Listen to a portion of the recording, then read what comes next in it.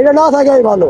রাত্রেবেলা গাড়িগুলো থাকে কম পাতলা থাকে, মনে করি এই ক্যামেরাটা অন হয়ে থাকে। প্রতিটা সিঙ্গেল, কোনো সার্জেনের কোনো প্রয়োজন নাই, প্লাগের কোনো প্রয়োজন নেই। টেসলা অটোরিকশা ওদের তো মামলা নাই, ওরা থামছে না। যাদের নাম্বার প্লেট আছে তারা থামছে। নিয়ন্ত্রণের জন্য সবাইকে নাম্বার প্লেট আনতে হবে। ঈদের ছুটিতে ঢাকার রাস্তা ফাঁকা, এটা নতুন কিছু না, কিন্তু এবার চোখে পড়ছে সম্পূর্ণ ভিন্ন এক দৃশ্য। লাল বাতি চলছে আর গাড়ি থামছে, কিন্তু কোনো পুলিশ ছাড়াই। কারওয়ান বাজার, বাংলা মোটর, শাহবাগ, রাজধানীর ব্যস্ততম এলাকাগুলোতে এবার ঈদের ছুটিতে দেখা গেছে অন্যরকম দৃশ্য। ট্রাফিক পুলিশ নেই, যানজট নেই, তবুও চালকরা সিগন্যাল ভাঙছেন না। নিয়ম মানার এই অভ্যাস হঠাৎ এলো কোথা থেকে? এর পেছনে আছে স্মার্ট প্রযুক্তির কৃত্রিম বুদ্ধিমত্তা বা AI camera. Dhaka metropolitan police রাজধানীর গুরুত্বপূর্ণ মোড়গুলোতে বসিয়েছে এই আধুনিক ক্যামেরা। প্রতিটা সিঙ্গেল, কোনো সার্জেনের কোনো প্রয়োজন নেই, প্লাগের কোনো প্রয়োজন নেই। আমি নারায়ণগঞ্জ থেকে আসছি, পর্যন্ত 3 থেকে 4 জায়গায় আমি এআই মনে করে প্রতিটা জায়গায় সুন্দরভাবে শৃঙ্খলভাবে নিয়মভাবে মেনে আমি রাস্তায় গাড়ি চালাতাম। পুলিশ নাই কিন্তু সিগন্যাল কন্ট্রোল হচ্ছে, এটা তো আসলে একটু এক্সেপশনাল ছিল আমাদের কাছে। অটো কিন্তু ওই যে টেসলা অটোরিকশা ওদের তো মামলা নাই, ওরা থামছে না। যাদের নাম্বার প্লেট আছে তারা থামছে। নিয়ন্ত্রণের জন্য সবাইকে নাম্বার প্লেট আনতে হবে।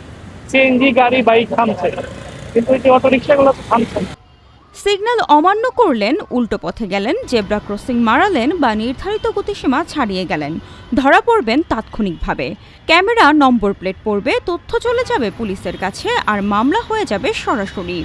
মামলাটাকে ভয় পায় আগে, নিয়মও মানতে চায়। যদি যানজট কম থাকে না, অনেক সময় এদের সিগন্যাল মানে না। আর এখন এই যে এআই ক্যামেরা অনেকে ভয় পায়, এই জন্যই এটা মানে। ভালোই হতেছে। এখন সিগন্যালটা দিতে লাল বাতি চলে আসছে, এখন ব্রেক হয়েছি, এখন সবুজ বাতি জ্বলবে, চলে যাবো। এই তো একেবারেই সুবিধা, কারণ এটা নিরাপত্তা।